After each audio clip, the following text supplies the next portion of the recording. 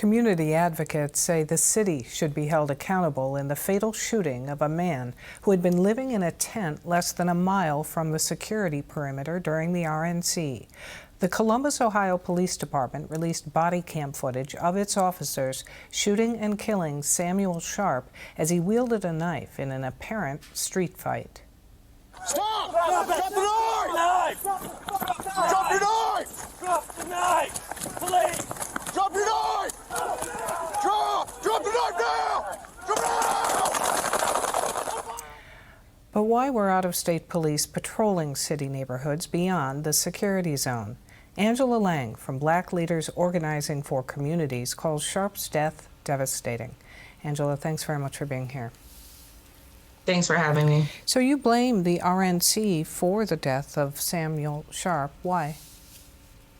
I do. I fully believe that had the RNC not been hosted in Milwaukee, we wouldn't have even had those out-of-state police even over there. And I think there is calls and questions of why they were over there in the first place. And I've seen accounts from friends and family members that all have said that if this was a local police officer, it probably would not have resulted in his death because they knew him and they would be more trained in de-escalation.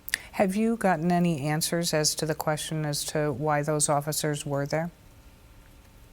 I have not. I did see some commentary from law enforcement trying to explain why they were out there. And I know that there was a response that on the last day of the RNC, if there were out-of-state cops patrolling some of those areas, they would be accompanied with a Milwaukee Police Department officer, which doesn't quite answer the question. And I don't think actually really solved or got to the heart of the issues. Just ahead of the convention, there were sweeps downtown of unsheltered people. How did that play into this? Yeah, I mean, I think with any convention, and we had similar concerns if we were to host the DNC about unhoused folks and the additional security. And when you have a large convention or a large event like this, a lot of folks, they want to beautify their city and make it look as attractive as possible. And so a lot of folks were told, I believe by last week, Saturday, that they had to find a different place to go. Folks have said that law enforcement did provide resources, but there's only so many shelters and so many beds that I can imagine it pushed folks to go to other areas away from maybe where they typically were.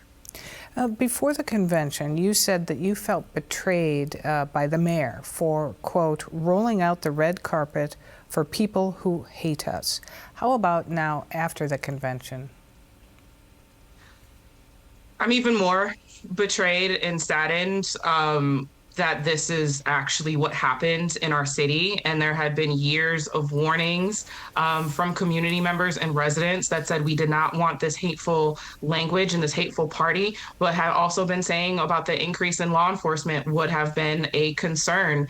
And it goes to show what happens when you don't actually listen to community members and actually listen to our concerns, because unfortunately now we're having to deal with this tragedy and losing a Milwaukee community member.